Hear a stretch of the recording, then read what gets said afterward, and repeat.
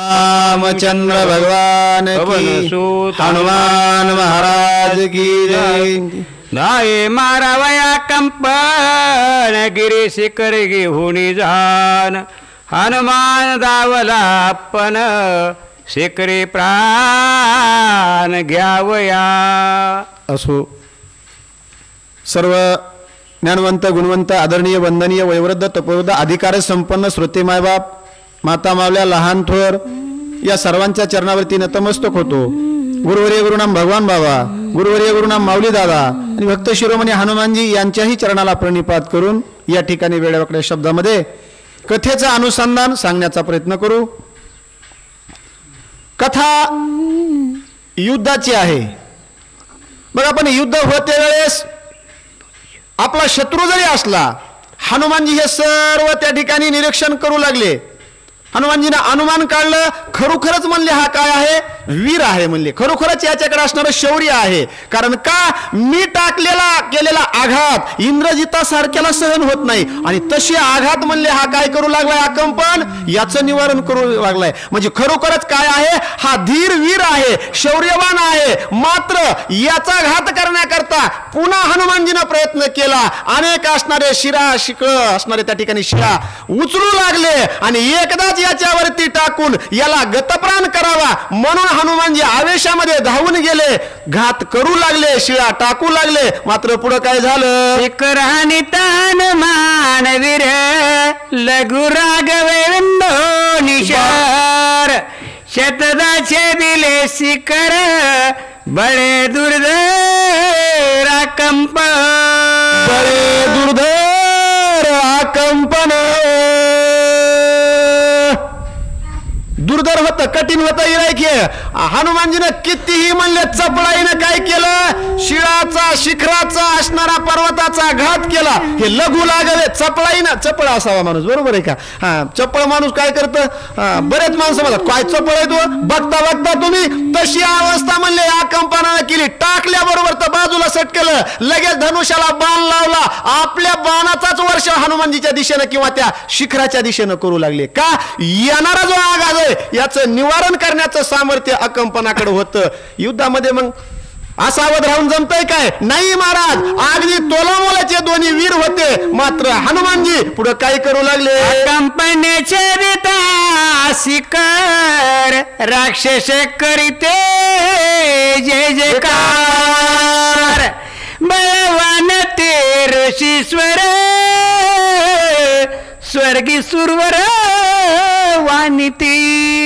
काय होऊ लागलं, येड्यामुळे ना चांगलं रामायण वाचले, वा वा वा, त्याचं कौतुक वाटतं, बरोबर आहे का। आता ज्यांनी 10-10 वर्ष 7-7 वर्ष आळंदीला घासले त्यांनी एखादा श्लोक म्हणल्यावर काय नवलंय त्याच्यामध्ये, पण आमच्या सारख्याने येड्याने एखादा असणार टाकलं वाक्य म्हणजे वा काही का असताना पण, बरोबर आहे का। मग तशी अवस्था इथं झाली महाराज, स्वर्गातील देव देवता और म्हणले हनुमानजी बरोबर, आणि हे राक्षस इतकं दम धरतय, अरे वाखाणीच करायला पाहिजे म्हणले, वा वा वा, खरोखरच युद्ध आहे म्हणले। त्या ठिकाणी जे ऋषीश्वर होते, जे या युद्धाचे असणारे त्या ठिकाणी अनुभवी होते, प्रख्यात होते, हे पण स्तुती करू लागले, पण कुणाची, आकंपनाची करू लागले। हनुमानजी तर म्हणले काय आता वज्र द्यायचं तर हनुमानजीला जोड नाही, पण यांच्या जोडीला हे तुडीला तोड देत आहे, म्हणजे फारच म्हणले याचं काय आहे, कौतुक करू लागले। त्या ठिकाणी जयघोष करू लागले, स्वर्गातील देव देवता आणि आकंपनाची स्तुती करू लागले।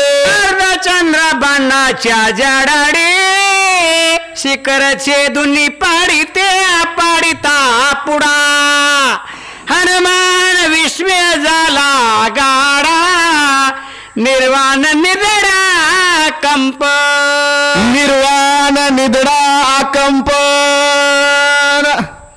निदडा वीर भेटला म्हणले, हनुमानजीने विस्मित केलं, आश्चर्यचकित झाले म्हणले, आणि मी शिळा उचलून टाकतोय, पर्वत उचलून टाकतोय, तरी हे म्हणले बाणानं त्याला पिष्ट करतया, चूर्ण करतया। विचार करू लागले, कारण हनुमानजीला विचार करायला लावला आकंपनानं, आपल्या शौर्यानं, आपल्या कार्यानं, आपल्या कर्तृत्वानं। कारण तसं का कर्तृत्व करावं लागतंय की समाजानं हे असणारा त्या ठिकाणी विचार करावा, बरोबर आहे का।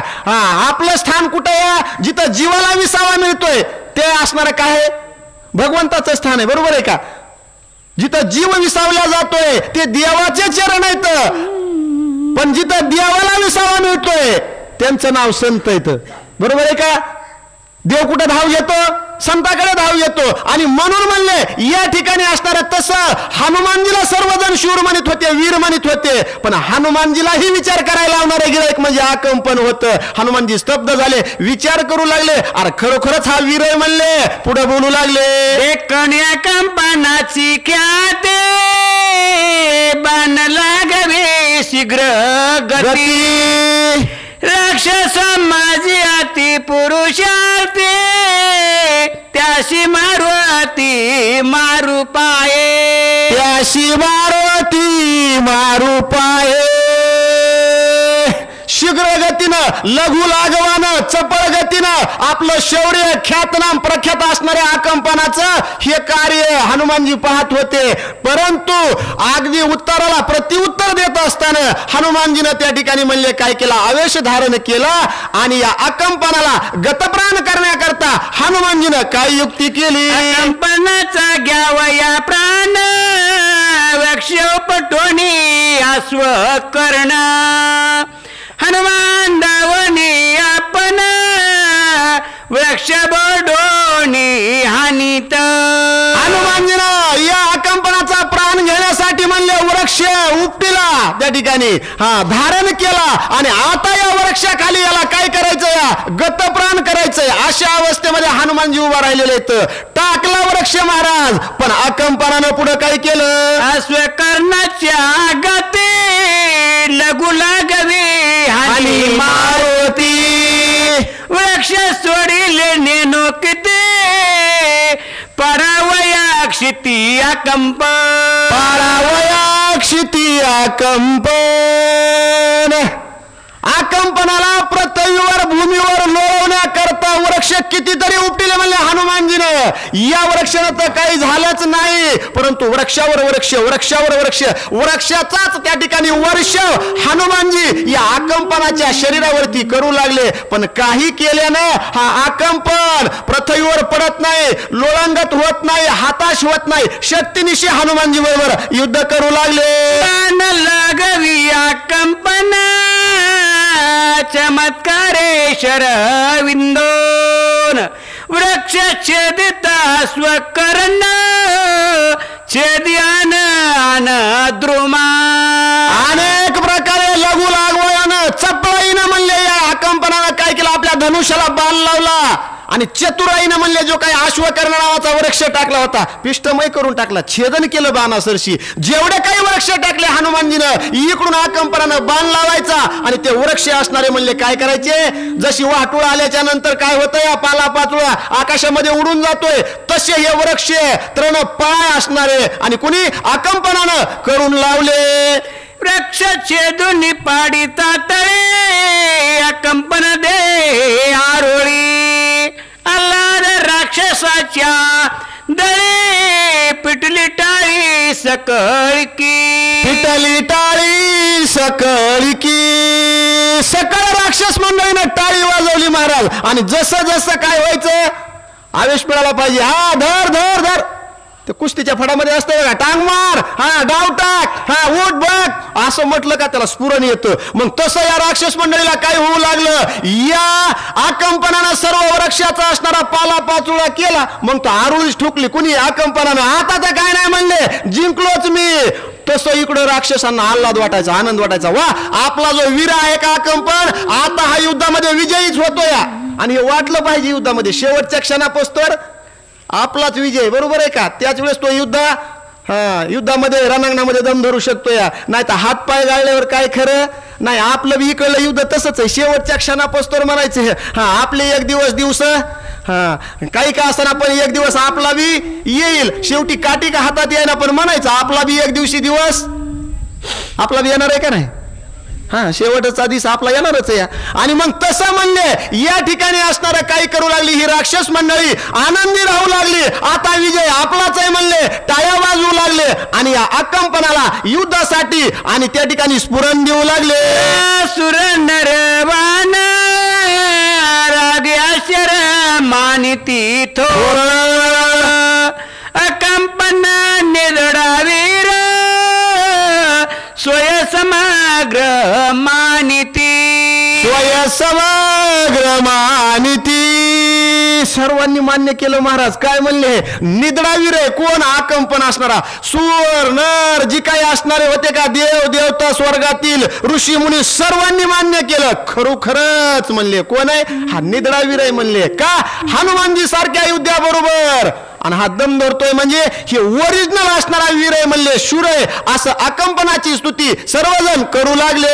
हनुमंताचे 3 विक्रम कंपने केले निरधर्म, त्याने कपिशी सुख संभ्रम, आल्हाद पूर्ण युद्धाचा. आल्हाद पूर्ण युद्धाचा. हनुमानजीला आनंद वाटू लागला. म्हणले काही का असताना पण जालीला जोड भेटली म्हणले, जोड चांगला या. 3 प्रयत्न केले, 3 युक्त्या केल्या हनुमानजीनं. कुणाला? आकंपनाला गतप्राण करण्याकरता. पण 3 युक्त्या या बाबानं काय केल्या? दुडकावून लावल्या, निष्फळ केल्या. मग हनुमानजीला खात्री पडली. म्हणले काही का असताना पण अरे नाही म्हणले, गिरायक मोठं म्हणले, दमदारच आहे. मग याच्यासाठी आता काही युक्ती करावी लागेल. पण काही हरकत नाही म्हणले, कुस्ती खेळला का जोडीदार बी तसा मिळावा. बरोबर आहे का? नाही तर धरला असा ते पडला, काय ते कुस्ती खेळल्यासारखं वाटत नाही. तसं हनुमानजी विचार करू लागले, काही का असताना पण युद्धाचा आनंद मला प्राप्त होऊ लागलाय म्हणले. खरोखरच असणारा हा कसा आहे? निद्रा वीरया. आणि यानं 3 युक्त्या असणाऱ्या माझ्या नाहीशा केल्यात. हनुमानजी सारखेला आणि आकंपनानं विचार करायला लावला.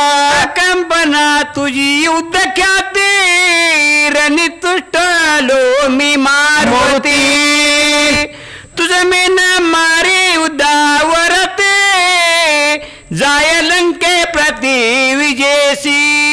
हनुमानजीनं काय केला? विचार केला. आकंपना, तुझं हे शौर्य पाहून, तुझं कार्य पाहून, तुझी ही शक्ती पाहून, युद्धाचं एवढं असणारं तुझ्याकडे जी काही सर्व कौशल्य आहे का, याच्यावर मी प्रसन्न झालो म्हणले. जाऊ दे, मी युद्ध करीत नाही म्हणले, मी तुला मारित नाही, तुला प्राणदान देतो म्हणले. निघ बरं म्हणले, तुझा लंकेला काही हरकत नाही म्हणले, मी आता युद्धच करत नाही. आता काय म्हणायला पाहिजे समोरच्यानं? त्यानं म्हणा पाहिजे बरं झालं मला प्राणदान मिळालं. नाही महाराज, हा युद्धाचा नियम नाही त्या ठिकाणी असणार. म्हणून आकंपनानं हे हनुमानजीचे शब्द ऐकले. हनुमानजी त्याच्यावर प्रसन्न झाले. पण प्रत्युत्तरामध्ये आकंपन पुढं काय म्हणू लागले? ऐकोने हनुमंताचे वचन,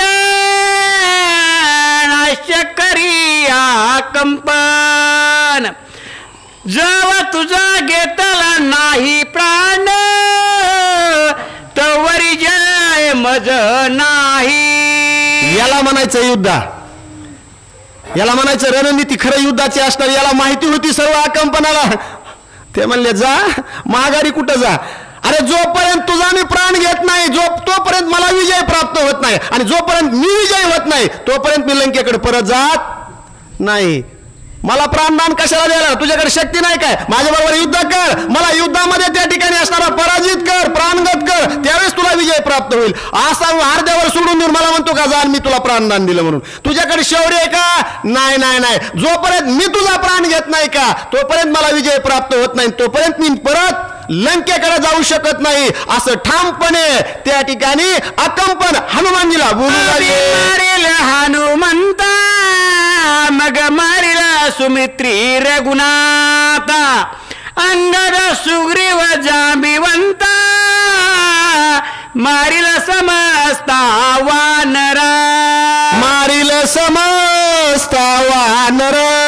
याला समजा गेले. हनुमानजी म्हणले बघा हे समजीला एक निघलं दुसरं, याला प्राणदान दिलं. ते म्हणले अरे मी तुला तर प्राणगत करील, आणि तुला प्राणगत करून राम लक्ष्मण नळ नीळ जांबुवंत वानर मंडळी अंगद सुग्रीव सर्वांचा निपांत करील म्हणले. तुला तर सोड, तुझा तर तुला प्राणगतच करतो म्हणले, त्याच्याशिवाय मला विजय मिळत नाही. मला कशाला प्राणदान द्यायला लागला म्हणले. कोण बोलतय? वृत्ती तशी आकंपन राक्षस वृत्ती. त्याच्यामुळे महाग सरत नाही. या सर्वाचा निपांत करणार आहे म्हणले, विजय प्राप्त करणार आहे, आणि त्यावेळेस मी लंकेकडे परत जाणार आहे असं आकंपन बोलू लागले. केली रण कंदन, माझ्या अंगी विजय पूर्ण, ऐसे ऐकताची वचन, हनुमान दारुण क्षोभला. हनुमानजीला राग आला ना महाराज.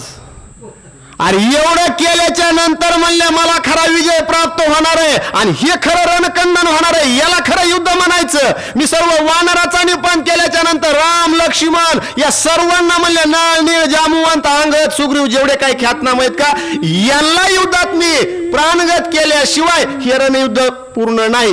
हनुमानजी म्हणले, असं तुला तर म्हणलं मी लहान समजून जा, तुला प्राणदान देतो, तू तो सगळा म्हणले घासच घ्यायला लागला. आता बघतो म्हणले, नाही नाही नाही, हनुमानजी असणारे त्या ठिकाणी कोपायमान झाले, खवळले, क्रोधायमान झाले आणि काय करू लागले. रागे दावता पायी राक्षस सैन्य रगडी पायी, वा पुच्छे गाय वीर पाडी लटाये, अकंपन पायी कोपला. आकंपनाचे हे शब्द ऐकल्यामुळे हनुमानजी क्रोधायमान झाले, धावतच गेले, पायाखाली जेवढे येते तेवढे रगडायला चालू केले, शेपटीच्या रटेनं जेवढे जमते तेवढे गुंडाळायला चालू केले. पुढं पुढं जिथं हा आकंपन थांबलेला आहे का, हनुमानजी धाव घेऊ लागले. याकडे म्हणले, आता काय नाही, आता तुम्हाला सुट्टीच नाही म्हणले, आता एकदा भरडाय चालू केलं का बुकना होऊनच बाजूला निघायचं. म्हणून हनुमानजी म्हणले, पुढं पुढं जाऊ लागले. 14 बाणी त्वरित हृदय बिंदिला हनुमंत, ते बाणी कपी उन्मत क्रोधाविन्मित चालिला. क्रोधायमान झाले तर तसा तसा हनुमानजीचा क्रोध राग अनावर होऊ लागला. या बाबाने एकदा 14 बाण असणारे हनुमानजीच्या हृदयावर सोडले महाराज. पण काय होणार आहे हृदयावर सोडून, वज्रदेही हनुमानजीत तसा यांचा असणारा क्रोधाचा भडका होऊ लागला आणि मग पुढं पुढं असणारे काही त्याचा परिणाम नाही. तसं तसं हनुमानजी आवेशानं अनेक राक्षस मंडळीला आणि गत्तप्राण करू लागले. रक्ष उपटोनी सतन मस्तकी टाकिता संपूर्ण, रथा सरत्या सहित जन सांडिला प्राण अकंपने. सांडीला प्राण सांडला म्हणले. काय केलं हनुमानजीनं, पुढे गेले, थांबले नाहीत, असणारे वृक्ष उपटिले म्हणले महाराज, आणि वृक्ष उपटून या रथावर सारथ्यावर आणि ज्या ठिकाणी आकंपन थांबलेला आहे त्याच्यावर असणारा आघात केला. प्राण सांडला, पुन्हा हालचालच ठेवली नाही हनुमानजीनं. कोणाची गर्जना होती, आकंपनाची. म्हणले, तुझ्यासही सर्व वानर सैन्याला संपवितो. पण या राम भक्तानं काय केलं, या राक्षसाला संपविलं महाराज. त्याचं कारण आहे नामाचं चिंतन ज्याच्या मुखात आहे का. आणि हे युद्ध जरी असलं तरी धर्माच्या बाजूनं विजय असतो, अधर्माच्या बाजूनं नसतो. एक अधर्माची बाजू आहे आणि दुसरी धर्माची बाजू आहे. म्हणून हनुमानजीनं मुखामध्ये भगवंताचं नामस्मरण आहे आणि प्रभूचे भक्तही होते. म्हणून स्वामीच्या कार्याकरता स्वतःचा असणारा प्राण देह जरी गेला तरी हरकत नाही, अशा आवेशाने युद्ध केलं. म्हणून हनुमानजीला जय प्राप्त झाला. आकंपनाचा असणारा प्राण सांडल्या गेला. पुढे काय झालं, कंपने सांडिता प्राण दाके पळती रक्षोगण, त्यासी वानरी केले कंदन रणमर्दन राक्षसा. काय केलं म्हणे, रणमर्दन. रणांगणामध्ये मर्दन कुणाचं केलं, राक्षसाचं. आणि ह्या राक्षस मंडळीनं पाहिलं, म्हणले आपला आता दुरा सांभाळणारा तर गेला, भागनेवाले की शाबास. याच्या जीवावर आपल्या उड्या होत्या, म्हणले लय पराक्रम गाजीत होतं, लय शौर्य दाखवित होतं, अरे आकंपन तर गेला. मग चला म्हणले आता परत आपला जीव मुठीत धरा.